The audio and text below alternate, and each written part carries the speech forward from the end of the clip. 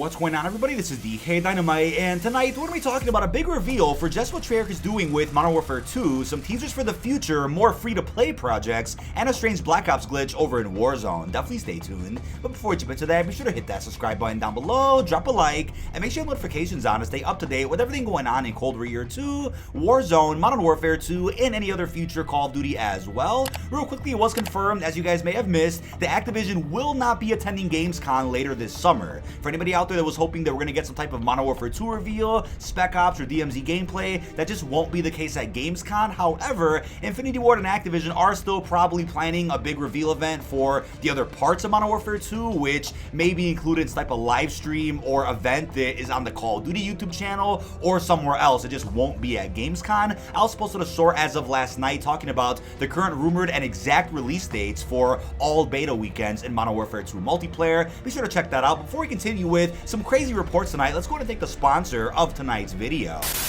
Now, tonight's video is sponsored by Mech, an amazing free-to-play shooter game available on mobile. Mech is one of few experiences where you can have an action-packed game start to finish in about 5 minutes. There's a ton of smaller, close-quarters maps built for tactics and constant encounters. It's not a reflex first-person shooter, but does not feel clunky like other mech games out there. Mech is also a game that does not base the matchmaking off of your skill. Mech takes mobile multiplayer to the next level, allowing you to customize each shoot to your liking. Here's some examples of some of my all-time favorites. You can open the vault to see your skins and unlock some new ones, followed by tapping on a mech, then loadout and paint can to equip your available skins. Mech Arena's got a ton happening this month, including the Season 7 Battle Pass, where you can get your hands on some amazing new skins and a bunch of other goodies. There's also a brand new pilot, Stefania, along with some new weapons coming out, high-level versions of the Voltaic RPGs. These things shock the enemy and mess up their aim, and they're a ton of fun. I can't wait to play around with all this new content as soon as Season 7 begins. Now don't forget, Mech Arena is completely free to play on Android and iOS, and you can use my personal link in the description or the QR code on screen to get a free starter pack worth $45. This comes with a mil-spec skin, 508 coins, and 70,000 credits. Now if you're quick,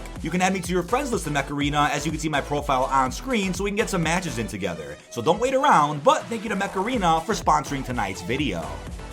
Now back to the video, I wanted to bring to your attention something that I've seen a little bit in my video comments and also a little bit on Twitter, is that Lazar from Black Ops Cold War is somehow usable in Modern Warfare multiplayer. You can actually select them under the Coalition tab on your operator menu, and I'm like, wait a second, how did that happen? I know there was a glitch a couple of months ago where people out there did find a way to use any character from Vanguard, Cold War over in Modern Warfare. People found glitches with kind of transferring over Dark Ether and Atomic Camo on Modern Warfare weapons. We've seen it all, but this one I think is relatively new, and people out there did point out that the code name for Lazar is still Ravenov, which does mean, it kind of gives me the impression that, yeah, Ravenov is probably never coming back, and maybe we'll get a surprise later this summer, but as of right now, Lazar fully took his place, and even the code name of Lazar is still the old Ravenov operator, so I think Ravenov's future is certainly unknown, especially considering the bundle update that the Scythe got, and how Ravenov is no longer tied to that bundle at all. Let me know if you guys saw this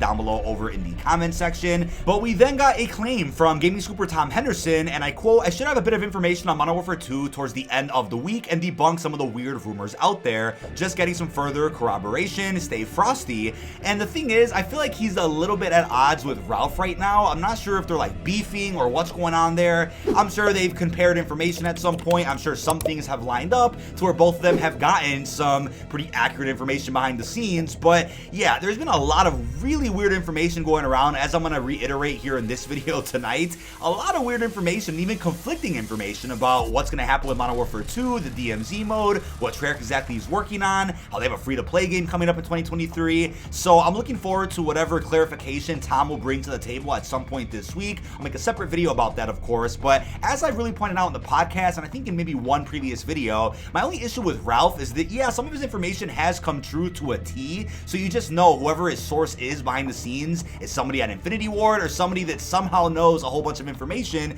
Yeah, that might be the case, but I've definitely been noticing quite a bit of bias lately from his reporting. Now, you can call me a Black Ops or a Treyarch fanboy all you guys want. As long as you're respectful in the comments, I don't care what you say. But when it comes to Ralph, I just noticed that he 100% has a bias towards Infinity Ward and Modern Warfare for whatever reason. Could he even be an industry plant? Could he even be an IW dev undercover? Who knows? But I definitely noticed that his reporting's been a bit strange lately, to where he's essentially considering Modern Warfare the second coming of Christ, and that this game coming out, MWII, is about to be the best game ever released from Activision. Now, I'll say it again for the people in the back. I'm not an industry insider, a scooper, leaker, a reporter by any means. I'm just a guy covering a franchise that I really enjoy, and I do compile the news for you in videos like these, but I don't care which game you like better, which dev you like better. That's totally your call. It's all subjective. But when you're someone like Ralph, who clearly is trying to become a reporter or industry insider of sorts, I mean, he's writing articles now, you probably shouldn't show your bias towards MW and Infinity Ward when doing so. It rubs off the wrong way to me. I don't care if you were acting that way towards Treyarch and Black Ops. You would say, oh, DK, you'd agree with him if he was, you know, sipping for Black Ops.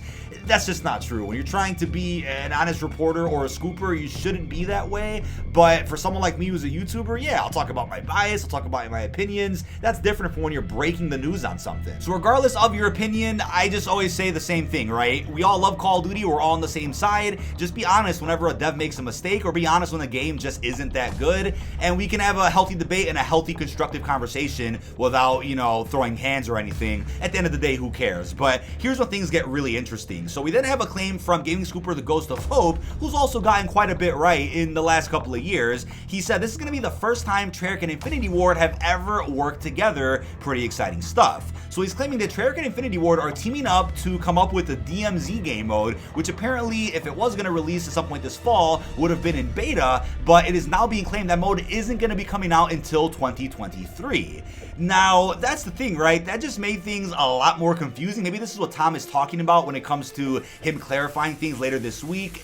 It's unknown. I don't think he's at odds with the Ghost of Hope or anything. I think they're pretty much friends, from my understanding on Twitter. But does that mean 2023 is about to be the year of free-to-play content? Two massive projects that essentially take the place of a premium Call of Duty game. The only reason why Activision's like, yeah, we're okay with not dropping a COD that year, because we have two massive releases. DMZ, it's apparently going to be co-developed by Treyarch and Infinity Ward, and then some other free-to-play project that Treyarch is apparently leading, which may in fact be zombies related, as Ralph's Valve has been hinting at for the last couple of months. But then this is where people get a little bit confused about this free-to-play situation. People are assuming now that, oh, is that free-to-play 2023 thing actually just DMZ? And yeah, maybe that's possible, but that isn't Treyarch's project. From my understanding, it's Infinity Ward that's leading the project, and Treyarch can just come in and lend a helping hand, or they're co-developing a part of it that maybe has zombies. I doubt it, but that's the thing about this, right? Now are people going to be confused with exactly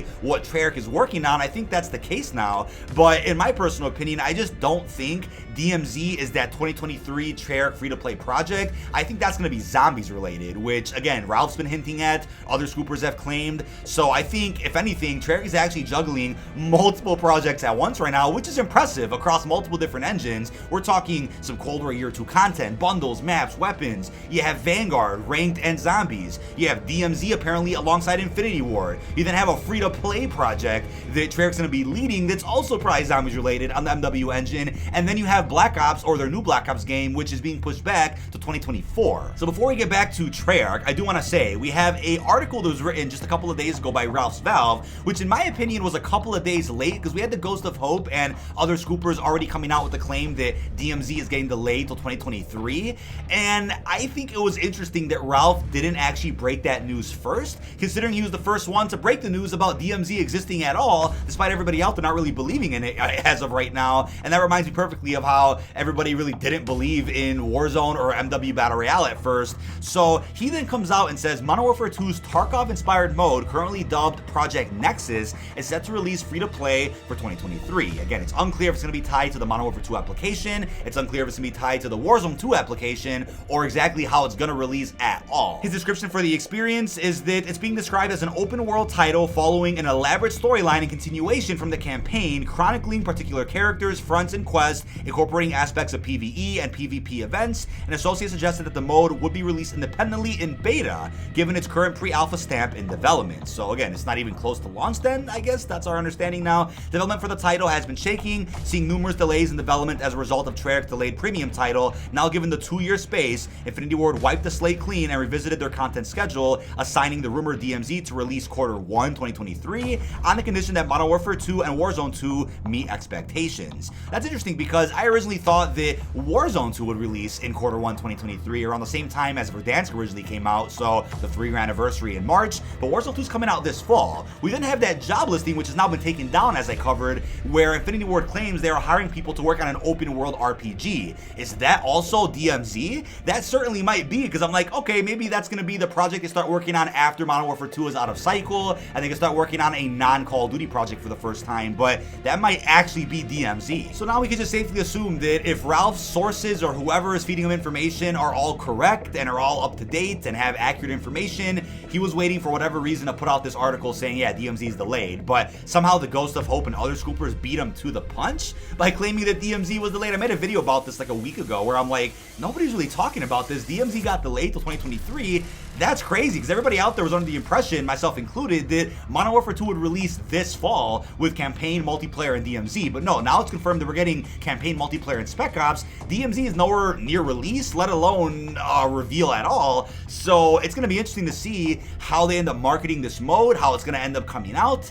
And I think right now a lot of people out there are most definitely confused with exactly what the future of Call of Duty holds. Now I know you guys are probably thinking, just why is Treyarch taking on so many projects? Is Activision forcing them to? We don't have the answers to that, obviously, right? I don't know as a content creator, gaming scoopers and industry insiders don't know. I mean, who knows when we'll get an answer to that, but I could just really cross my fingers here that Treyarch is not at all affected by them helping Sledgehammer and then Infinity Ward, and their development on their free-to-play zombies thing, and then Black Ops 2024 is still healthy, it's still on track. There isn't a situation where the developers and leadership are being pulled in all types of different directions to where nothing really gets done. I'm hoping for the best, but I can't lie and say, oh, this is not concerning for Treyarch's sake. I mean, I was hoping that after they helped Sledgehammer with Vanguard, that they would just go full force on the next Black Ops game. But then we have Ralph and other people out there claiming that, no, Treyarch is leading a free-to-play thing in 2023, which I believe is zombies related. And like I've been saying in several different zombies videos as well, I think if it is a zombies thing, the only thing I can imagine is that it's all maps remastered beautifully from the ground up on the Modern Warfare engine. That's it. That might seem like it's a really hefty task, and it might be, but it's not necessarily them coming up with new content and new story quests and new characters and new this, new that. It's something that I think is reasonable to release in 2023 or late 2023, I should say, maybe in the summer. And that's something that I think they can do alongside their next Black Ops game, so that development is very smooth and they get enough time to kind of practice and develop things for the Modern Warfare engine.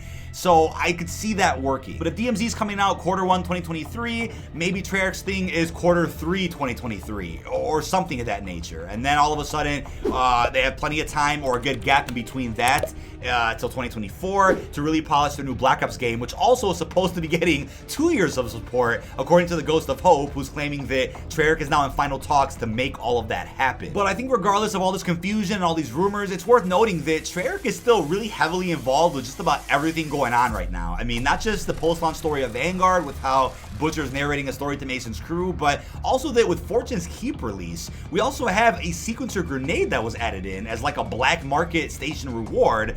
And if you go ahead and buy a sequencer grenade, then it'll actually throw out the numbers effects on your enemy screen. And I think that's really fascinating that Black Ops is still so heavily tied into everything else going on. So even when Treyarch is out of cycle, even when Treyarch's not leading the current thing, and they kind of are right now anyway with Vanguard, but even when Treyarch is not the main focus of the year, they're still heavily involved. So them helping with DMZ, hopefully it's not too much work to where it takes away from their own projects, but I think that Treyarch vibe, that Treyarch energy, that Black Ops canon will always be felt within Call of Duty 2.0, as they're calling it, which is releasing this fall. And I also want to point out that we should pay attention to the numbers that come up on people's screens, because if you have subtitles on, it'll read out some numbers, and according to Geeky Pastimes in his server, you can actually decode that into words. And so far, it's been decoded into some hints for the various Easter eggs that are on Fortune's Keep, as I covered in a previous video. So I think pay attention to exactly what those numbers are saying in the next couple of months to see if there's any other teasers added via those sequencer grenades. Now I want to wrap up with another claim from the Ghost of Hope, who said, Warzone 2 in a nutshell, I quote, after the loadout delay with Caldera, which people don't like, we will now make it so loadouts are gate kept behind AI missions. After people already did not like huge CTK inconsistencies in Warzone 1, we will not make it even worse with the armor tier system. Have a feeling Warzone 2 will be the most casual version of Warzone possible and won't really be meant for us sweat/hardcore players. Now you will notice that there there are some AI enemies that are in Fortune's Keep, and as I've been saying since Blackout first came out, I welcome AI mechanics, AI enemies, AI missions within Battle Royale maps. I think it just gives something extra to worry about, something extra to go for if they give you rewards. I always think that's cool. Fortnite does it, other BRs do it. I've never been against that, whether it's a zombie, whether it's, you know, a casual bot that can shoot at you a little bit. I've always been welcome to that, but if they start going down that route where the loadout is gate kept behind an AI mission, that's going to be so controversial to the point where I just don't think that will even stick for more than a month. I just don't think that's going to be the case, considering what makes Warzone unique, I think, is the loadout system that also gives you that Call of Duty feel. Now, I know I have the hot take, which is that I just prefer using ground loot and playing a BR as you're meant to. Not really a fan of like this big TDM where you look at a TikTok or a YouTube video that shows you the best loadout and then you just stick with that, you make that the meta, and then that's the meta for like that whole season to where everybody gets so upset to where everything gets reverted by the next season. I mean, I'm just not a fan of that whole cycle, but I am fully aware that what is most popular, at least in my opinion, is the loadout system. So if they end up changing that drastically in Warzone 2, I just don't see that really sticking. Now, I think if you do something where maybe you do the AI mission to get a free loadout, sure, but if that's the only way to do it, I just don't see that really working out for a majority. Also, don't forget the Rebirth Island does return to Warzone later this week, but Fortune's Keep will still be available to play. Rebirth Island will be quads only, and then at some point, as you can see on the other Warzone schedule that got posted last week, there will be a moment in time starting, I think it's in July, where every morning you will see a rotation of Rebirth and Fortune's Keep.